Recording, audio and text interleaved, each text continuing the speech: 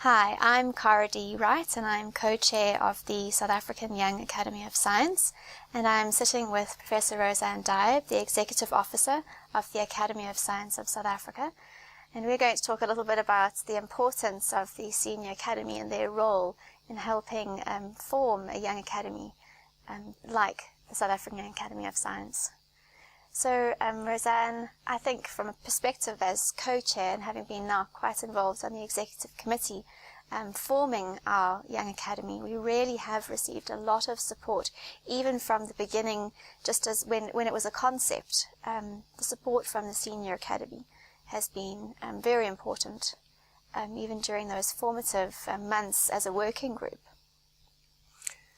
I think from the Senior Academy side, it's been an absolutely wonderful road that we've walked with you. It's been a great pleasure to see the excitement, to nurture something, to see it form and establish itself in such a short period of time. I think it was from April to September, and then it was launched. And then some months later, 6 months later, we're now busy hosting the Global Young Assembly. It's been an amazing journey. And I think if we look at the role that the Senior Academy plays in this, it's probably a twofold role. First, I think it's in terms of infrastructure support, both in terms of giving you the staff support from the Senior Academy to help you to get it started, getting the networks, the contacts. That's been an important role that I think we've played. But I think the other important role that's probably sometimes, not fully understood, is in terms of the legitimacy. So you have a group of young scientists who come together. They want to form a young academy. If they were to go out on their own and think they just wanted to form a young academy, people would question, are they a credible group of people? Why is it this particular group of people who are doing it? And I think having the Senior Academy backing the Young Academy is what gives it legitimacy and credibility. And so when the call goes out to all the universities and the science councils and the research institutes calling for founding members, it goes out as a call from ASAF, from the Academy of Science of South Africa. And I think in the beginning stages that's important. But then obviously once you're launched, you're now on your own, and it's just wonderful for us to sit back and watch you grow. I agree about the legitimacy that you're speaking about, especially with the support that we are receiving from the Department of Science and Technology and Minister Pandor, because you have really helped us connect with the department. We were fortunate to receive some funding from them for the launch, and now they are a funder of this Global Young Academy General Assembly and International Conference. And I think if we had come from our own entity without the support of the Senior Academy, we wouldn't have received that.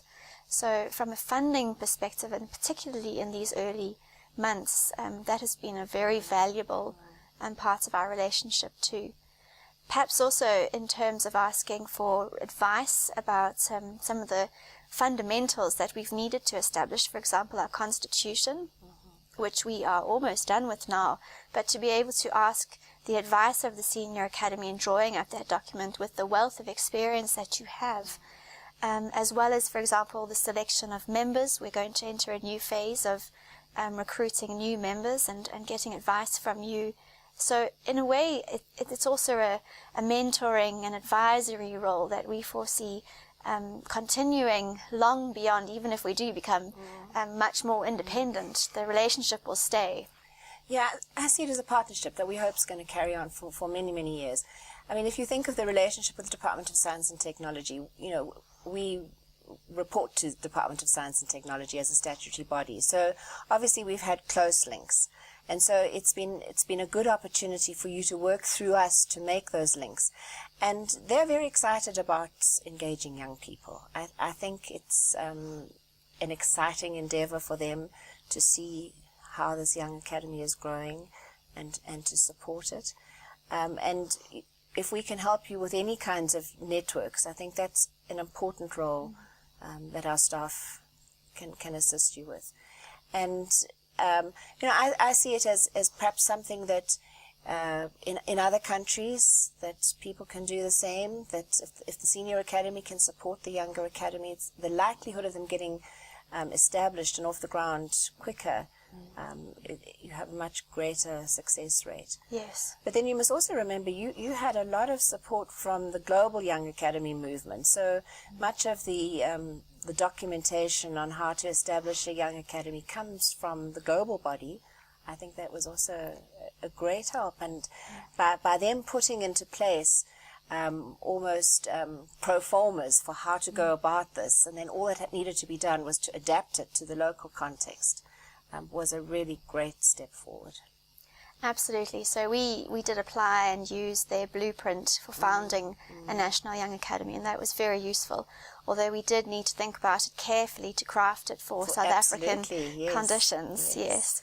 The other thought I was having was about some of the activities that the Senior Academy already runs. In terms of the Young Academy trying to start some projects and activities, it's quite useful to also think about how there can be linkages between the Senior Academy's activities that are already connecting to some of the young scientists type of activities we'd like to do.